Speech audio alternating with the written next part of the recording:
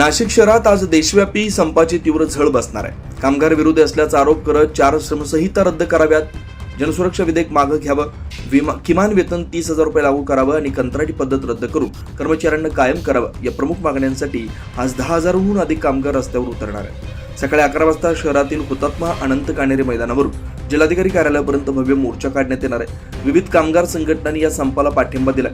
शहरातील तब्बल 200 उद्योगातील कामगार या आंदोलनात सहभागी होणार आहेत. यामध्ये सिटू संघटनेच्या 130 उद्योगातील युनियनच्या सहभाग असणार आहे, तर इतर संघटनांच्या सुमारे 70 उद्योगातील कामगारही या मोर्चात सहभागी होणार आहेत. नव्या श्रमसंहितांमुळे कामगारांचे कायदेशीर संरक्षण कमी झालंय, भविष्य निर्वाह निधीतील मालकाचा वाटा घटवण्यात आलाय, सामाजिक सुरक्षा योजनांमध्ये कपात झाल्याचा दावा संघटनांनी केला. याच पार्श्वभूमीवर संपाचं हत्यार उपसण्यात आलंय. दरम्यान या मोर्चामुळे वाहतुकीत कोणताही अधिकृत बदल करण्यात आलेला नसला तरी शहरातील प्रमुख मार्गावर तात्पुरती कोंडी होण्याची शक्यता नाकारता येत नाही. मोर्चानंतर शुक्रवार वगळता लगेचच शनिवारची साप्ताहिक सुट्टी असल्यानं सलग 2 दिवस उद्योगांचं कामकाज थंडावण्याची शक्यता व्यक्त केली जाते. 9 न्यूज महाराष्ट्र ब्युरो, नाशिक.